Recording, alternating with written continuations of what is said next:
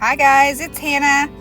Chuck and I had a busy weekend last weekend. We did some burning in the garden, we burned some steaks, I taste tested some new brownies, and made them my own. We had a lot of fun. But one of the first things I did this weekend on Saturday morning was sat down and did a little bit of meal planning. I've been using some Green Chef lately and really loving it. So we're going to eat 2 Green Chef meals this week. So that kind of made my meal planning a little bit easy because I was able to go ahead and put those on. Plus St. Patrick's Day is on Thursday and Chuck bought a corned beef. So we'll probably have that. That really only left Tuesday, Friday, and the weekend is our bee weekend. Super excited about that. So I sat down to meal planning, and for me, usually to find some ideas, I hit Pinterest and I just kind of browse until I find some things that look interesting. Oh, and you should meet Tippy. He is a cat that found us. He just showed up in our barn area, then started living on our front deck, and he didn't go anywhere. I loved him. My daughter loved him. Heck, even my husband and my son love him. So we did take him to the vet to scan him for a microchip soon after he showed up. No microchip, and the vet gave him a clean bill of health. So we decided to invest in Tippy. He was a sweet boy, and we got him neutered and got him all his shots. And now he is a lovely part of the family.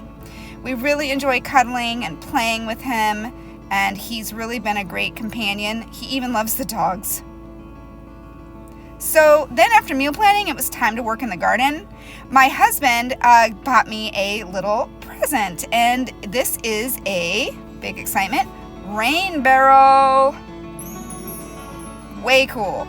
Very excited about my new rain barrel. Do you know my last rain barrel got washed away in a flood? So this has been a long time coming. It's been gone for a few years. So my husband hauled it down to the garden. This is our garden area in our backyard. We live on 3 acres in Central Texas. And this garden area he built for me with his own hands. He is in the steel industry, so he is he just knows a lot about crafting with steel and making things. So he made me this beautiful garden several years ago. So we got busy putting together the rain barrel, getting it all set up. Meanwhile, the dogs were absolutely loving all of the time down in this area. They love to poke around. Our garden is lovely, and unfortunately, I have not cleaned it up yet since winter. So that means all the vegetables from last year still in the bedstead. So we had kind of a big job in front of us. It was a bit daunting, I won't lie. Here's Chuck screwing in the nozzle for the rain barrel. He's going to put on a little filter on the top, and voila, I have a rain barrel ready to hook up. Now we just need rain. Hasn't rained in forever. So it was time to assess the situation in the garden. This is Stuart. Stuart's always ready to help. First thing we decided to do was go ahead and start ripping out some of the old dead sunflowers. Some of those were 10 and 12 feet tall. And you can see all of the grass that has grown in my beds. Dead okra, just everything. So, you got to start somewhere.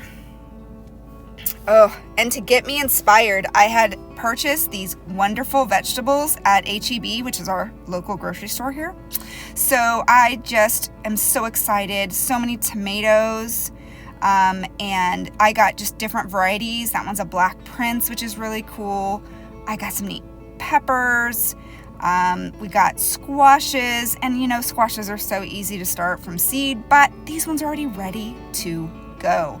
So I went ahead and picked some up. Celebrity tomatoes. These are some other peppers, poblanos, jalapenos, and of course I went crazy with the seeds because these I get real picky. I only get certain seeds that I know will come up well where we live. So I did invest in some seeds, and we are going to plant some of those. But again, this was all to inspire me to do the hard work that lie ahead and clean that garden. That's Barrett. He's kind of blind, so sometimes I have to encourage him to come on in. There's those beautiful flowers. Okay, there's Clyde. That's my son's dog. And Clyde is very, very ready to head down to the garden. So is Barrett. and they know that when it's time to hang out in the garden, they get to run and play and do a lot of fun stuff out in the backyard, which they love.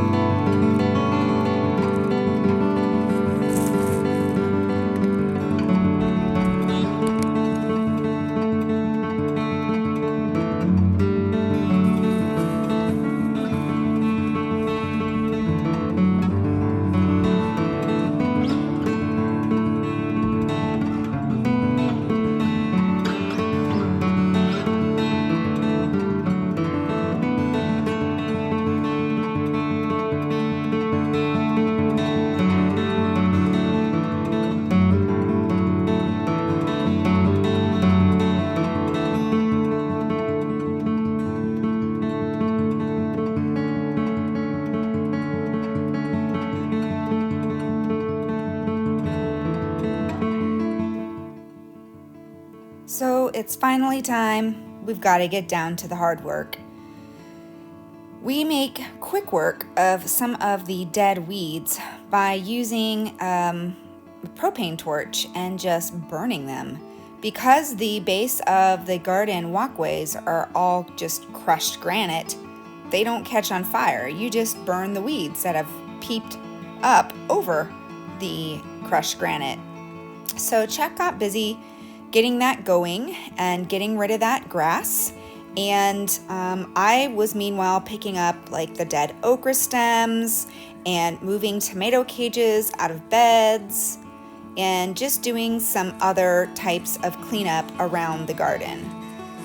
And I even have grass growing in the beds. So this just makes really quick work of it. Because all of the beds are made out of steel, we can burn. And it just clears the debris, and then those ashes that are left over in the beds actually, act as a nutrient for the soil, and it works out really well that way. I was on fire duty, and so I had a garden hose going, and I was watching the fire. We wanted it to burn just the edge here around the garden. And so I was just keeping watch with a hose and kind of wetting down the grass along the edge. Honestly, the burn worked perfectly. It just followed the dead grass along the edge of the garden fence and didn't go any further. You met Stuart a little bit ago, but you don't know Stuart. Stuart is a Jack Russell. He is honestly the light of our lives. We love Stuart. He's so much fun, but he does have an obsessive compulsive disorder involving balls, tennis balls, footballs, ping pong balls, balls of any kind, and water hoses.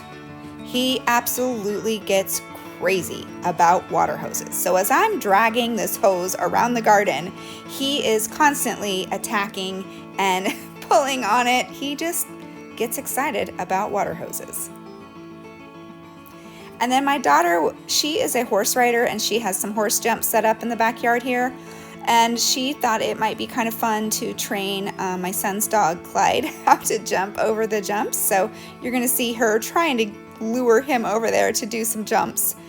Mostly the dogs like to run around, find sticks, play with them. They play so well together, and we call this co-chewing. When they all get on the same stick at the same time. Co-chewing. Stuart, Clyde, and Barrett.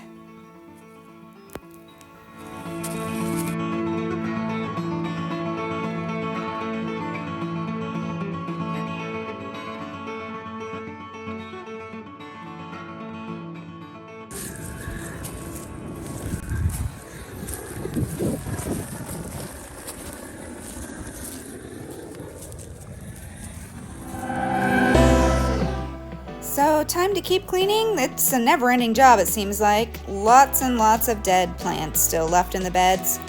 Just ripping them out, knocking off the good soil left behind. Don't want to waste the good soil. We've been building it up over the last many years. We've had this garden now, I don't know, maybe 7, 8 years. And so the garden in the beds has been really cultivated to be very healthy. So I just wanted to clean all that out. Spring is coming. Soon our pecan trees will have leaves, and wait until you see the beautiful show they put on here in the spring. The beds, as they were kind of smoldering and smoking, it was a real, almost eerie kind of environment. It was kind of strange, and it was really beautiful. This was an old tomato bed. Had some huge tomato plants last year that really produced well. And so they were still in the bed, still had to go. And I like to line all my tomato cages up as I am planting for the season. And then that way I can just, till up some soil, plant a plant, and then easy grab a tomato cage and place over the top. Isn't that just cool looking? He's got them all burning, and it's almost like a movie scene or something. I was really in awe of just how cool it looked with all of the smoke rising out of the smoldering garden beds.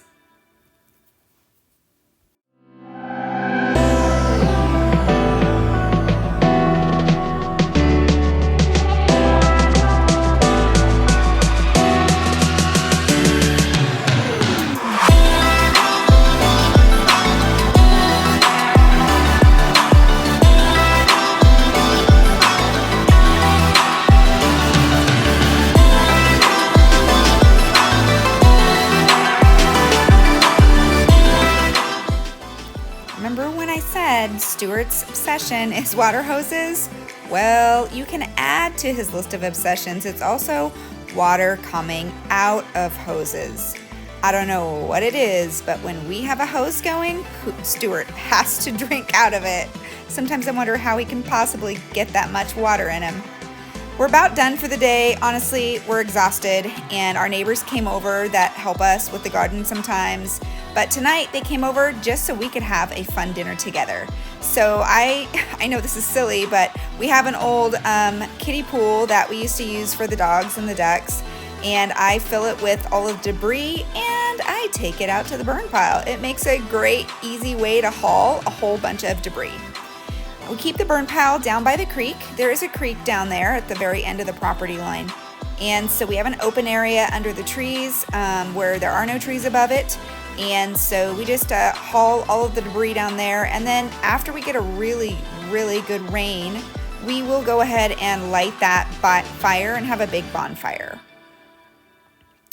The pecan trees really drop a lot of leaves. And so leaves, sticks, limbs, you name it. So they're always shedding. So we always have a lot in the burn pile, not to mention anything that comes out of the garden.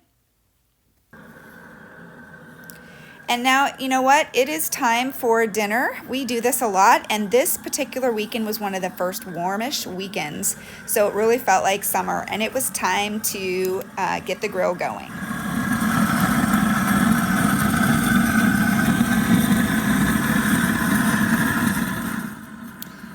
Jack's using that handy propane torch again, this time getting the Weber fired up. I think those are mesquite charcoal briquettes in there. They're not regular charcoal. And they just made the coolest noise as they were getting hot. It was awesome. A constant companion when we are in the backyard is Stuart. And there he is with one of his obsessions, a ball. And he's constantly asking everybody to throw it for him. Look at that magnificent fire. Neighbors, always lots of kids on our street, and friends. I don't know how we got so lucky, but the street we live on, everybody that moved in, we've made friends with, and honestly, we all hang out together. We all eat together, celebrate holidays. We vacation together. We RV together. It's pretty crazy.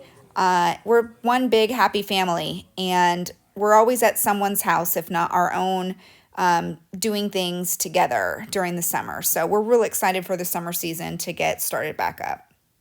Poor Barrett, he's kind of half blind now, the big one, and so he wants to join in and play, but he can't see anybody. All right, it's steak time, folks. Sorry, I don't know why my video is sideways like this, but here we are getting the steaks seasoned up and getting them ready for the grill. That's just a HEB steak seasoning that we really like. And then we picked this up in Hawaii the last time we were there. It's called Kauai Gold, and it's got turmeric and ginger and all kinds of good seasonings, and we've been adding some of that in lately too. There's that finished product ready to go. I also thought I would taste test this new keto paleo brownies. Again, like I said, I have to eat gluten-free, not because I want to, but because I have to. And so when I found this, I thought, let's give this a try. And what better time than when everybody's over? So eggs out of the fridge, we're gonna need a couple of those. Get those cracked in. Sorry, we're making dinner on the other side of the camera there, so that's avocado for dinner. So get those eggs cracked into the bowl, and I have to say I am spoiled from my homemade chicken eggs. I have been enjoying this almond milk, M-A-L-K. It has no gums, no fillers. It's just straight almond juice. Oh, finished steaks and chicken. They look fantastic.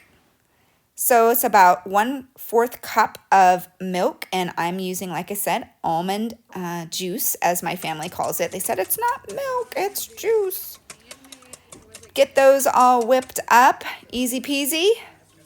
That's the nice thing about box brownies. They're just so simple to make. I found that these brownies turned out to be very cake-like. Okay, so that's coconut oil. It calls for some oil product, and I just went ahead and melted some coconut oil to kind of keep it on the healthy side. And so we're getting that all incorporated.